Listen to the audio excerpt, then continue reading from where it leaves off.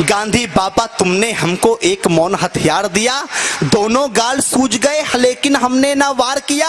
आदर्श तुम्हारे जिंदा है, बड़े महान हो तुम बापू, संपूर्ण विश्व में इस भारत की एक पहचान हो तुम बापू। अगर आपने चाहा होता तुम भी ऐश ले सकते थे, देश बेचकर अंग्रेजों से मोटा कैश ले सकते थे, स्वदेशी का नारा देकर दिन भर चरखा चलाते थे, देश का खर्चा ज्यादा ना हो आधा लैंप जलाते थे।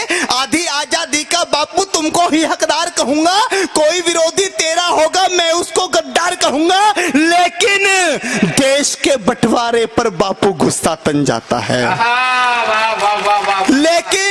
लेकिन देश के बंटवारे पर बापू गुस्सा तन जाता है, गुस्से के बदले किसी गौड़ से का मंदिर बन जाता है। अरे भारत माता की छाती पर, भारत माता की छाती पर चलता आ रहा रुका नहीं, सन 47 का बापू तुमसे बंटवारा रुका नहीं, सन 47 का बापू तुमसे बंटवारा रुका नहीं। तुमने तुमने तुमने तुमने बापू बोला था ये शाख नहीं छटने दूंगा, अरे इंच इंच कट जाऊंगा पर देश नहीं बटने दूंगा।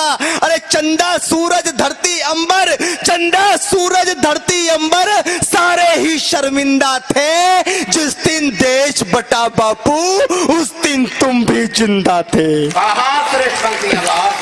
चंदा सूरज धरती अंबर सारे ही शर्मिंदा थे, जिस दिन देश बटा बापू उस दिन तुम भी जिंदा थे। वैसी दरिंदों के हाथों से महिला हुए खिलौने थे, कविताओं में क्या बतलाऊं कृत्य कितने घिनौने थे। 40 लाख मृत लोगों का जिम्मेदार किसे लिखूं, देश बांटने वालों में बोलो गद्दार किसे लिखूं। और कितनी थी आंखें जो रोते रोते पथराई थी, पूछ रही लावारिस लाशें जो कुत्तों ने खाई थी, पूछ रही लावारिस लाशें जो कुत्तों ने खाई थी।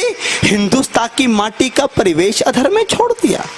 कविता की सबसे कड़वी पंक्ति, इससे कड़वा मैंने कुछ नहीं लिखा, कि हिंदुस्तान की माटी का परिवेश अधर में छोड़ दिया, बंटवारा करके भी बापू देश अधर में छोड़ दिया। हिंदुस्तान की माटी का परिवेश अधर में छोड़ दिया, बंटवारा करके भी बापू देश अधर में छोड़ दिया। अरे दो थप्पड़ के बदले में